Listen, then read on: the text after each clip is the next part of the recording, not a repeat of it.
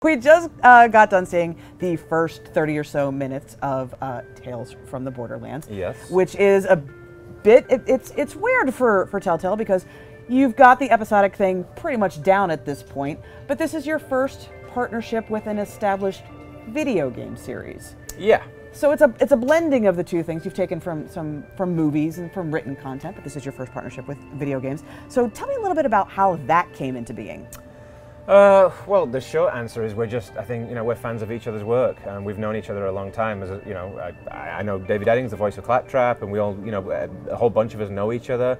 We talk a lot. There was this one instance where we just stood on the steps outside San Diego Comic-Con one year and just said, hey, we should do something. And that kind of led to Claptrap being in Poker Night 2, and then that in turn led to, maybe we should do something more. And that led to Tales from the Borderlands. And, the big thing is that we're very careful about the material that we choose to work on. Right. And, it seems strange for somebody like Telltale, which is like, hey, we're all about characters and story and depth and all that kind of stuff. Hey, we're going to make a game based on a first-person shooter. But if you know Borderlands, you actually know that there's a hell of a lot of great content within that universe that they've created for us to build a really good story and character-based game around. So now that leads me in perfectly to what happens if you don't know Borderlands? I think it's fine. I mean, it's definitely beneficial if you have at least played Borderlands 2. Okay. Because of a lot of stuff that leads from Borderlands 2 into the events of our game, but you really don't need to have played those games to enjoy it. You certainly don't need to be, obviously, a fan of first-person shooters, but right. If you like loot, then ours is a great game to go, because there's tons of loot. Yeah, but you were saying that, obviously, these Telltale games are very decision-based, and the things you do matter, even whether or not you pick up loot? Yeah, so there was one instance today, for example, in the demo that you just saw, where there's a guy who apparently he's dead, he has some cash on him. Do you take it? Do you not? It seems like a simple enough decision. Right. But like everything in a Telltale game, choice matters, TM. And so when choice matters like that, you've got to really think about what you're doing. So something as simple as that could come back to haunt you later in the game, just like the decisions that you make.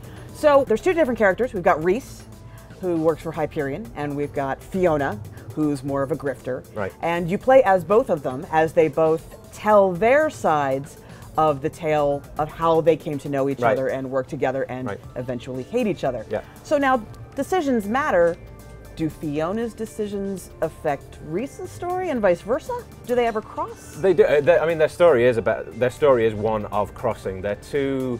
Like, you get the opportunity, which is really strange, but also weirdly compelling, to tell these two competing big fish stories, right? So yeah, these stories intertwine like basically all the way through, and the great thing again as a player is you're getting to decide how these kind of things intertwine, and how your big fish story, even if it's true or not, you're deciding, how that comes to pass, and then you get to play these two characters with very different personalities off each other and just have a whole bunch of fun with that. So it's up to you as the player to determine the truth of what happened after the fall of Handsome Jack. You talk about their different personalities, and we didn't get to see too much of Fiona's story, but I noticed that the icons are in a different font. Yeah, they completely changed. The look of them is completely different. She's more steampunky, while Reese is more tech-based. Corporate and tech, Yeah. So obviously that's a conscious choice to separate their two styles and their personalities. Is there anything else like that helps differentiate them, other than the story itself, of course? Well, they also have, you also saw in this demo, for example, there was a character who was hanging around very closely with Reese, which is Vaughn, who's voiced by Chris Hardwick.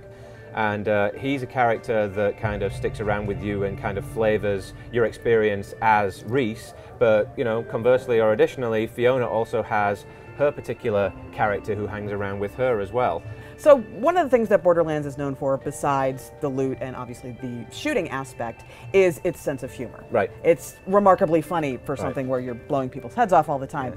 Walking Dead, Wolf Among Us. Yeah, there are comedies, we did, they were pretty funny. Yeah, real, belly laughs. Yeah, especially at the end of season 1. Oh yeah, it's like, you bust that out at Christmas when you want to have some fun. Yeah. I mean, what we saw from Tales from the Borderlands, this was funny. This had some definite funny moments.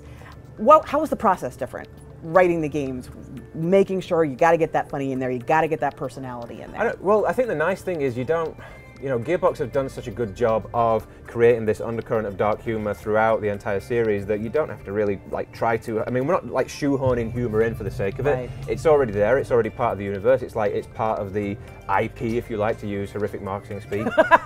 So yeah, so all that stuff is there, and it's just easy for us to, you know, I mean, we've been working directly with the folks at Gearbox, Anthony Birch, who else have we working with there? Basically everybody who's had anything to do with Matt Armstrong, anything who's had anything to do with, you know, the creation of that universe, and they've obviously helped us bring a lot of humor to that. But you know, we've got some amazing, talented writers, and you know, to make it clear, this is a Telltale story. Right. You know, they've been there, they've been incredibly supportive of us, but this is a brand new Telltale story that you're going to see. So do you guys go forward with the story and then just kind of touch base with them to make sure you're staying true to their creation? How does that part, Well, because this is a Telltale game, yeah, but it's their horrible marketing term, IP. IP, that means intellectual property. One of the amazing things that we found about Borderlands is that those guys have created this amazing backstory, this wealth of material that like people probably are never going to see all of it. Like there's like ecology and history and the rationale for everything, why everything is the way it is on Pandora, right? And so we went in and started from that as a, you know, a kickoff point. They've got these amazing Bibles that you can see, obviously all the artwork styles, everything was there for us to start building from. For people who may be a little wary because they're not shooter fans, right? You know, they don't really dig on that. What do you want? What thought do you want them to come away with from Tales from the Borderlands? I think if you, obviously, if you like a Telltale game, I think you're going to enjoy this a lot. I think if you like any kind of funny sci-fi stuff, you're going to love this. You don't have to be a fan of a shooter. We've definitely got action in there. There is definitely shooting. I want to make that clear. Okay. But we're not a first-person shooter game. We're not trying to be another Gearbox Borderlands game. We're trying to create a Telltale take on that, and I think that's what we've done. So now, what if you're a Borderlands fan who's really never thought about playing a Telltale game before? Do you like loot?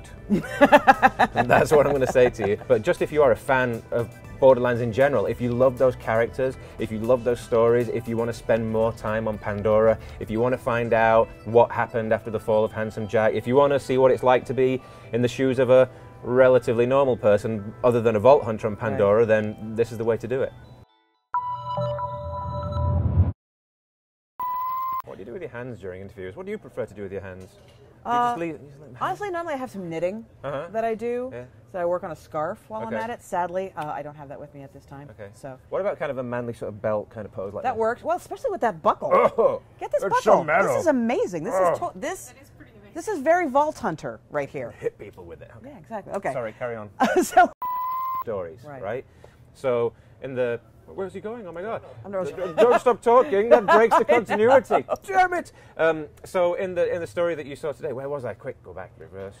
Fiona, Reese, the stories, they're intertwining. You get to tell the story. We have a video game. You should check it out.